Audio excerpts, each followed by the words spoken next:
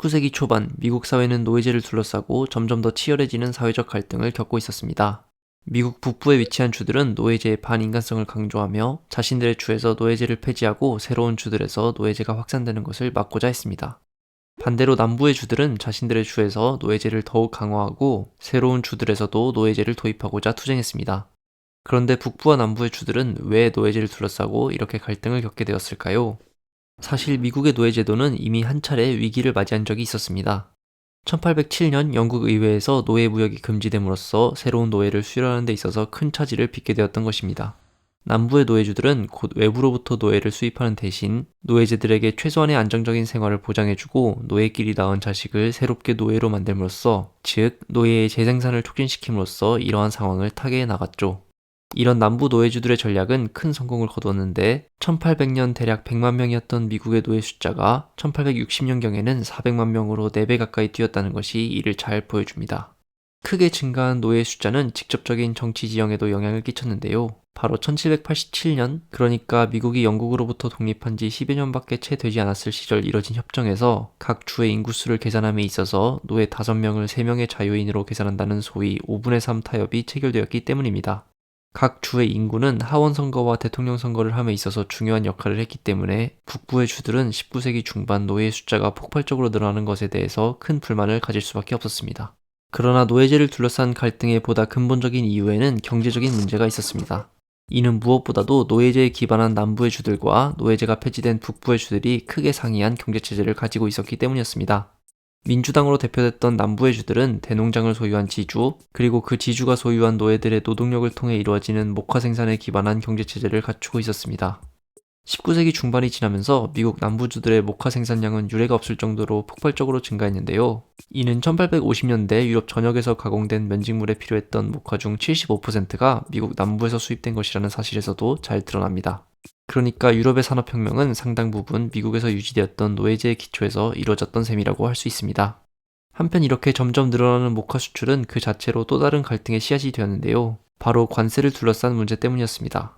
남부의 주들은 수출에 의존하는 경제체제를 갖추고 있었기 때문에 관세를 최대한 낮추기를 원했던 반면 막 산업화를 시작한 북부의 주들은 수입된 제품에 맞서 자신들의 경쟁력을 유지하기 위해 높은 관세를 도입하기를 원했던 것입니다. 그러나 남부에 기반한 민주당이 장악한 의회에서 19세기 내내 관세를 인하하는 정책이 펼쳐지면서 북부 지역은 점점 많은 불만을 가지게 되었죠. 이러한 이유들 때문에 노예제 폐지를 주장하는 북부와 유지를 주장하는 남부의 갈등은 1861년 남북전쟁이 발발하기 이전까지 지속적으로 심화됩니다. 그리고 이런 갈등은 특히 미국의 영토가 서쪽으로 확장되면서 새로운 주들이 생길 때마다 증폭되었는데, 바로 새롭게 생기는 주에서 노예제를 도입할지 말지의 여부를 둘러싸고 기존의 주들이 극심한 갈등을 벌였기 때문입니다. 그런데 이는 다른 한편으로는 노예제를 폐지하기를 원했던 이들조차 당장 남부에서 모든 노예가 해방되어야 한다고 주장하지는 않았다는 것을 뜻하기도 합니다. 이 역시 경제적인 이유에서 비롯된 것이었는데요. 바로 노예주들의 재산으로 치부되었던 노예를 즉시 해방할 경우 노예주들에게 정당한 경제적 보상을 해야 한다는 것이 당시 미국 국내뿐만 아니라 국제적으로 통용되었던 상식이었기 때문이었습니다. 게다가 영국과 프랑스에서 19세기 초중반에 노예제를 폐지하며 노예주들에게 상응하는 경제적 보상을 해주면서 노예 한 명당 어느 정도의 보상을 해줘야 하는지에 관한 선례도 만들어진 상황이었죠. 대략 노예 한 명이 하는 일을 자유인이 한다고 가정했을 때 이 자유인에게 줄 연봉의 12배, 그러니까 12년치 연봉이 노예의 보상 가격으로 통용되었습니다. 역사학자들과 경제학자들은 이 기준을 가지고 당시 미국의 모든 노예들을 즉시 해방시켰을 경우 노예주들에게 직접 지급되어야 할 보상 금액으로만 당시 미국의 1년치 GDP가 필요하다고 추산합니다. 그러니까 이후에 전쟁을 통해서 노예제가 폐지되는 것과 같은 극단적 형태가 아니라면 현실적으로 이미 있는 노예제를 폐지하는 것은 불가능했고, 새로운 지역에서의 노예제 확산을 막는 것이 현실적으로 가능했던 목표였던 것입니다. 보시는 그림은 19세기를 거치며 새롭게 생긴 주들에서 노예제가 어떻게 도입되었는지 잘 보여주는데요. 전체적으로 19세기를 지나며 하늘색, 그러니까 노예제를 폐지한 주들이 점점 우세해지는 것을 관찰할 수 있습니다. 이 때문에 남부의 주들은 당장 경제적으로는 풍요를 누리고 있을지라도 장기적으로는 점점 정치적으로 고립되어 가고 있다는 불안감을 느끼게 됩니다. 한편 오늘날의 시선으로는 비인간적으로 보이기만 하는 노예제가 사회적으로 도대체 어떻게 정당화되었을지에 대해서 의문이 들 수 있지만, 남부의 노예주들은 오히려 북부의 산업가들을 위선자들이라고 비판하면서 노예제를 도덕적으로 정당화했습니다. 이에 대해서는 미국의 부통령을 지내기도 했던 존 카룬이 펼친 논리가 잘 보여줍니다. 카루는 남부의 대농장에서는 노예들이 부상을 당하거나 나이가 들어 약해져도 노예주들에 의해 가족처럼 잘 보살펴지는 반면 유럽과 미국 북부의 산업지역에서는 노동자가 노동을 하다가 다치면 바로 버림받는다는 주장을 적극적으로 펼쳤습니다. 그러니까 카루는 노예제를 단순히 당대의 현실상 어쩔 수 없이 받아들여야만 하는 필요악이 아니라 일종의 선으로 주장했던 것입니다. 이런 주장은 미국의 3대 대통령이면서 마찬가지로 노예 소유주로 우리에게도 잘 알려진 토마스 제퍼슨이 노예제를 어쩔 수 없는 필요악으로 여겼던 것과는 또 다른 형태의 정당화로서 노예제에 대한 정당화 이데올로기 또한 시간이 지나면서 진화했다는 사실을 잘 보여준다고 할 수 있겠습니다. 지금의 우리에게는 말이 안 되는 소리로 들리는 이러한 주장은 그러나 뒤에서 보게 되듯이 남북전쟁 이후 미국의 정치 지형에 큰 영향을 끼치게 됩니다. 결국 노예제를 둘러싸고 벌어진 북부와 남부의 갈등은 지금까지 말씀드린 정치적, 경제적, 사회적 이유들 때문에 19세기를 지나면서 점점 심화되었고 1860년 대통령 선거에서 링컨이 승리하면서 이를 받아들일 수 없었던 남부의 7개 주들, 즉 사우스캐롤라이나, 미시시피, 플로리다, 엘라베마, 조지아, 루이지애나, 그리고 텍사스는 연방에서의 탈퇴를 선언하고 아메리카 연합국이라는 새로운 국가를 선포했습니다. 링컨과 북부가 이를 인정할 수 없었던 것은 너무나 당연했고 결국 남부군이 북부군을 공격한 썸터 요새 전투를 시작으로 4년간의 길고 긴 내전이 시작되었습니다. 4년 동안 모두 200차례가 넘는 전투가 벌어질 만큼 치열한 전쟁을 거치며 70만 명 정도의 사망자가 발생했는데 이는 미국이 이후에도 참전하게 될 세계대전과 한국전쟁 그리고 베트남 전쟁까지 포함해서 미국이 참전한 모든 나머지 전쟁에서 발생한 사망자의 수를 합친 것보다 더 큰 숫자였죠. 한편 전쟁의 결과 모두가 알다시피 링컨이 이끄는 북부가 승리했고 미국에서 노예제는 완전히 폐지되었습니다.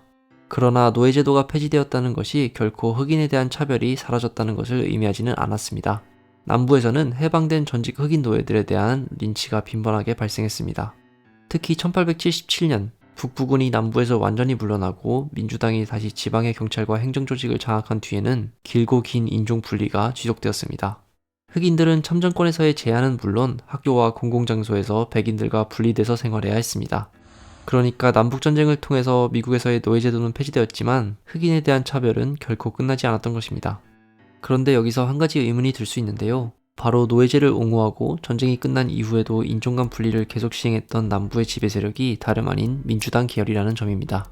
지금까지 살펴본 미국 민주당의 행보를 보면 1930년대 루즈벨트, 60년대 케네디, 그리고 90년대와 2010년대의 클린턴과 오바마 대통령이 민주당 출신이라는 점, 그리고 현재 미국 정치에서 민주당이 상대적으로 진보 진영에 속하고 공화당이 보수 진영에 속한다는 점이 쉽게 이해가 되지 않기 때문입니다.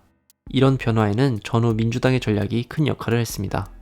민주당은 전쟁 전에 북부의 산업가들이 노동자들을 비인간적으로 대한다고 비판한 것의 연장선상에서 전후에도 북부의 자본가와 산업가들을 적극적으로 공격하기 시작했습니다.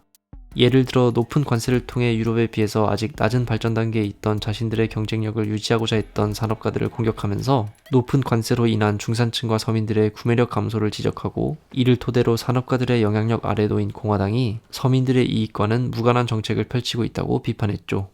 민주당은 또한 유럽에서 건너온 이민자들 중 가톨릭이 다수였던 아일랜드와 이탈리아인들을 적극적으로 보호하면서 포섭했는데 이들은 개신교에 보다 더 강하게 정체성을 느끼던 공화당 세력에게는 별다른 보호를 받지 못하고 있었습니다.